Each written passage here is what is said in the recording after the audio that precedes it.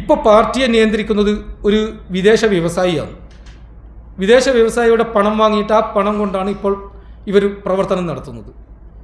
ഇതൊക്കെ എനിക്ക് അറിയുന്നത് കൊണ്ടും ഞാനിത് ജില്ലാ കൺവെൻഷൻ വിളിച്ചു കഴിഞ്ഞാൽ എൻ്റെ റിപ്പോർട്ടിൽ ഇതൊക്കെ ഉണ്ടാകുമെന്നുള്ളത് കണ്ടാണ് നേരത്തെ എന്നെ അറിയിക്കാതെ ജില്ലാ കൺവെൻഷൻ വിളിക്കാൻ സംസ്ഥാന സെക്രട്ടറി തയ്യാറായത്.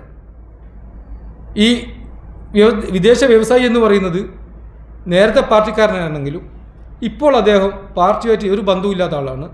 അദ്ദേഹം ഗൾഫിൽ പോയി ഒരു ഉടുതുണിക്ക് മറുതുണി ഇല്ലാതെ ഗൾഫിൽ പോയി അവിടെ പല ഇല്ലീഗൽ ബിസിനസ്സും നടത്തി പണമുണ്ടാക്കി ഇപ്പോൾ ഇവിടെയുള്ള പാർട്ടിയുടെയും മറ്റു പല ആളുകളുടെയും ബിനാമിയായി പ്രവർത്തിക്കുകയാണ്. ഇവർ ഈ കഴിഞ്ഞ 2.5 വർഷക്കാലം ഭരണത്തിലുണ്ടായപ്പോൾ ഈ ഇദ്ദേഹം കൂടുതൽ അടുത്തു. അദ്ദേഹത്തിൻ്റെ പണം വാങ്ങി അദ്ദേഹത്തിന് ലോക കേരള സഭ അംഗമായിട്ട് നിയമിച്ചിട്ടുണ്ട്.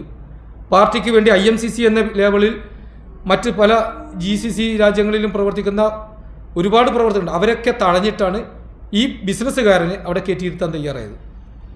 അതൊക്കെ ചൂണ്ടിക്കാണിച്ച് ഞാൻ അഖിലേന്ത്യാ പ്രസിഡന്റിന് 2 കത്തയച്ചിട്ടുണ്ടായിരുന്നു. ഈ 2 കത്തിനും യാതൊരു മറുപടി ഇതുവരെ എനിക്ക് കിട്ടിയിട്ടില്ല. ഇപ്പോൾ കൊളച്ചേരി ഡിവിഷനിലും ഈ വ്യവസായിയുടെ ബിനാമിയെയാണ് സ്ഥാനാർത്ഥിയാക്കി നിർത്തിയിട്ടുള്ളത്. ഇദ്ദേഹം ഏകദേശം നല്ല ലക്ഷക്കണക്കിന് രൂപ ഇതിനു വേണ്ടി ചെലവഴിച്ചിട്ടുണ്ട്. അവിടെ മറ്റു പാർട്ടി നേതാക്കന്മാരുടെ പാർട്ടിയിൽ സജീവമായിട്ട് പ്രവർത്തിക്കുന്നവരുടെയൊക്കെ പേര് വന്നപ്പോൾ ആ പേര് വെട്ടണമെന്നും ഇയാൾ നിലവിൽ തളിപ്പറമ്പ് മണ്ഡലം സെക്രട്ടറിയാണെന്ന് പറയുന്നു. പക്ഷേ പാർട്ടിയിൽ നേരത്തെ ഉണ്ടായിരുന്നു, പിന്നെ മുസ്ലിം ലീഗിലേക്ക് പോയി, ഇപ്പോൾ ഈ അടുത്ത കാലത്ത് വീണ്ടും പാർട്ടിയിൽ തിരിച്ചു വന്നു. ഈ നേരത്തെ ഞാൻ സൂചിപ്പിച്ച വിമത പ്രവർത്തനം നടത്തുന്നതിൽ മുൻപന്തിയിലുണ്ടായ ആളാണ്. അപ്പോൾ അദ്ദേഹത്തെ തന്നെ വേണമെന്ന് പറയുന്നത് ഈ വ്യവസായിയുടെ പണത്തിൻ്റെ ഉങ്കാണ്. നല്ല രീതിയിലുള്ള ലക്ഷക്കണക്കിന് രൂപ ഇതിൽ ഇവർ കൈപ്പറ്റിയിട്ടുണ്ടെന്നുള്ളതാണ് ഇപ്പോൾ മനസ്സിലാക്കുന്നത്.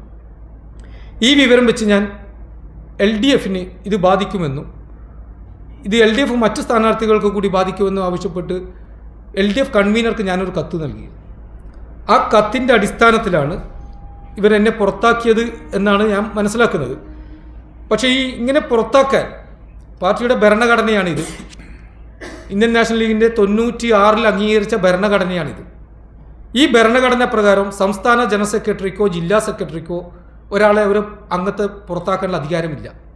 ഇതിൽ 32ാമത്തെ ഖണ്ഡികയിൽ 1 മുതൽ 5 വരെ പറയുന്നത് പിരിച്ചുവിടലിനെ കുറിച്ചാണ്. അത് പാർട്ടി അംഗങ്ങളെയോ പാർട്ടി മറ്റ് ഘടകങ്ങളെയോ പിരിച്ചുവിടാൻ അധികാരമുണ്ട്. അത് സംസ്ഥാന പ്രസിഡന്റിനും സംസ്ഥാന പ്രവർത്തക സമിതി അംഗത്തിനും മാത്രമാണ്. അംഗങ്ങൾക്ക് പ്രവർത്തക സമിതി യോഗത്തിനും സംസ്ഥാന പ്രസിഡന്റിനും മാത്രമേ അംഗീകാരമുള്ളൂ. അതിന് പിരിച്ചുവിടേണ്ട അവകാശമുള്ളൂ. അത് ഇന്നലെ പത്രത്തിൽ കണ്ടത് സംസ്ഥാന ജനറൽ സെക്രട്ടറി പിരിച്ചുവിട്ടെന്നാണ്.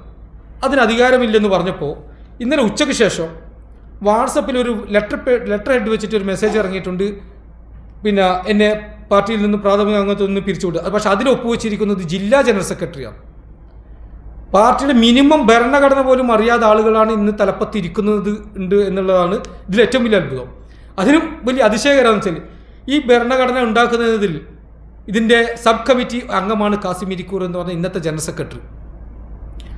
അദ്ദേഹം ഒരു വലിയ ലേഖകനായിരിക്കാം, അല്ലെങ്കിൽ പ്രാസംഗികനായിരിക്കാം, മറ്റുമായിരിക്കാം. പക്ഷേ രാഷ്ട്രീയത്തിൽ അദ്ദേഹം വട്ടപൂജ്യമാണെന്ന് എനിക്ക് മനസ്സിലാക്കുന്നത്. അദ്ദേഹം നല്ല രാഷ്ട്രീയക്കാരനല്ല. ഈ ഭരണഘടന ഉണ്ടാക്കുന്ന ഇതിൽ അംഗമായി ഇദ്ദേഹം ഒരാവർത്തിയെങ്കിലും ഇത് വായിച്ചു നോക്കാനെങ്കിലും ഒന്ന് തയ്യാറാകണമായിരുന്നു.